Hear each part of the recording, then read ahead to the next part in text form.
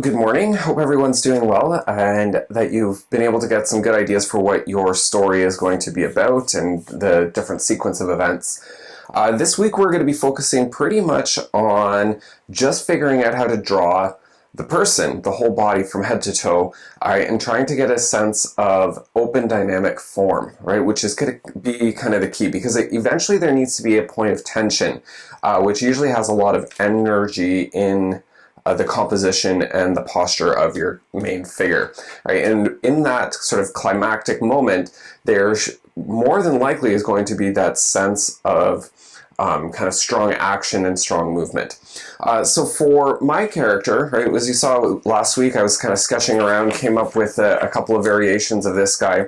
I'm going to be taking a look at the sort of the angry figure, and I've been doing some thinking about what I want this figure to kind of look like, his pose. I want to have a strong sense that he's got really firmly grounded to the floor, that there's a bit of twisting as he's kind of pointing and like yelling, go to your room, do something, right? Just kind of like that frustration that might be coming through.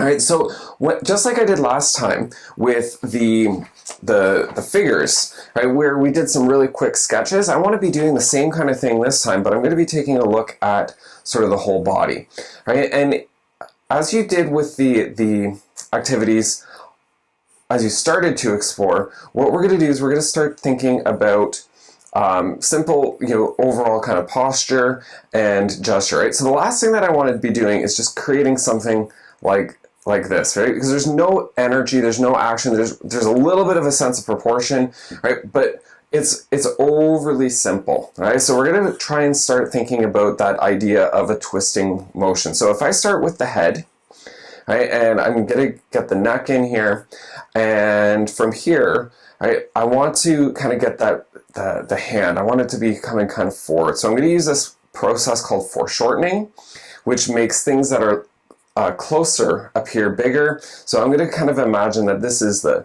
hand, right, and the fingers are kind of pointing to somewhere, right, and the arm comes back and then into kind of that shoulder, and from here I've got the rib cage, right, but the head's looking a little bit big, so I'm going to kind of play around with this rib cage, and then I get the hips, and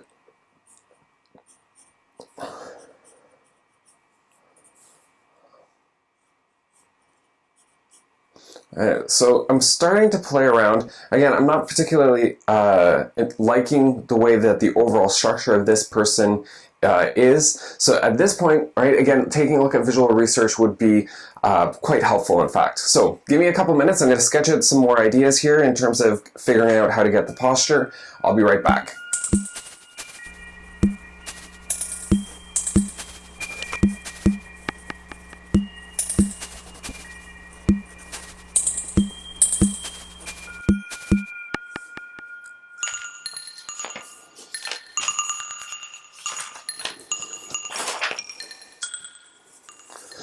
Okay, so I've gone through, I've got about 5 different explorations here, right? So I know that I want him to be kind of leaning forward. I need to have a little bit more energy than what we sort of talked about in this first sketch. Tried something out, looking at this idea of foreshortening, making the hand a little bit bigger, but there wasn't that sense of kind of trying to overpower that I was wanting. So in this one here, I got the lean happening, moving forward, still thinking about the foreshadowing a little bit, okay?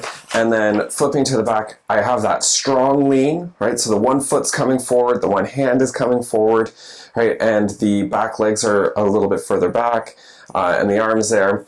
But what I've decided I want to try and do, right, is to get the figure to really look like they're leaning in, right? But I'm also looking kind of down onto this figure here, so that there's this sort of an increasing sense of power with him. So the next step is going to be for me to take this particular sketch and begin to further refine it and clean it up a little bit. So I actually got to go get some more paper. I'll be right back, and then I'm going to start going through that process of refining this guy here. All right, see you in a couple minutes.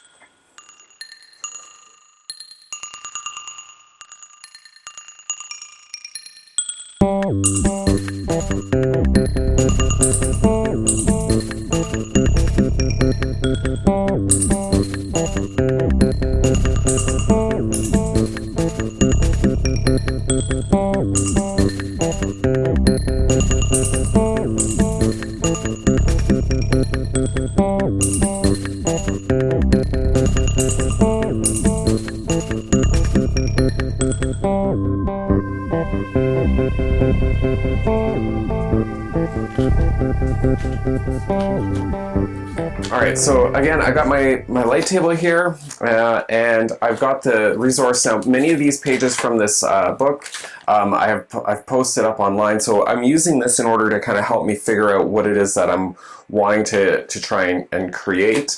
Right, so I'm kind of looking at this particular hand here as an exemplar to kind of help with drawing this one out.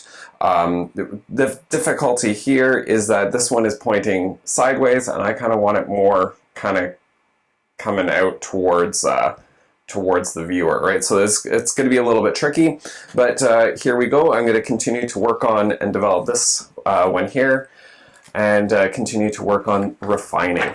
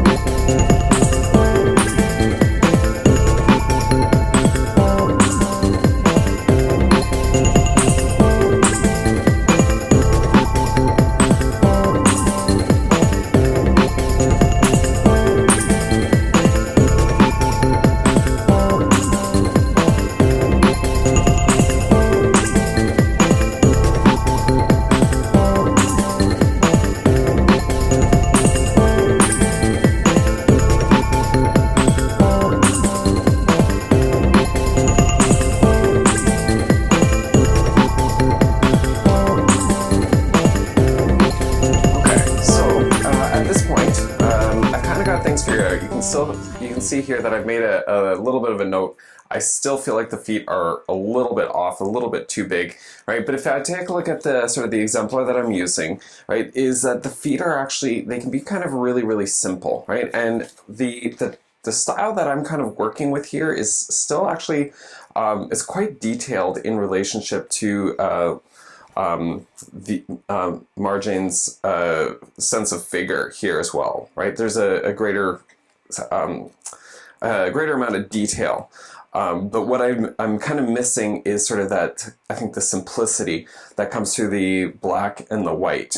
So I'm going to be working on trying to continue to refine, maybe simplify just a little bit, but I do like the sort of sense of style that I'm working with. So keep in mind, right, the style is entirely up to you, right? Make sure that you are working with something, a book, images of some examples that you like, right? Go back in and look at some of those old cartoons like Dilbert and BC and Peanuts and all of those, sort of some of those classics, but also take a look at some manga examples as well, such as Astro Boy. Sorry.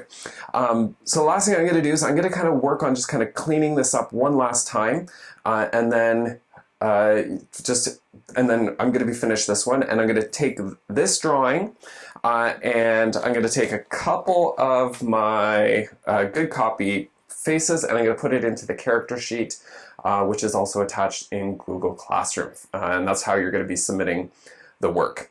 Anyways, good luck, and I can't wait to see what you're able to produce. Have a good day.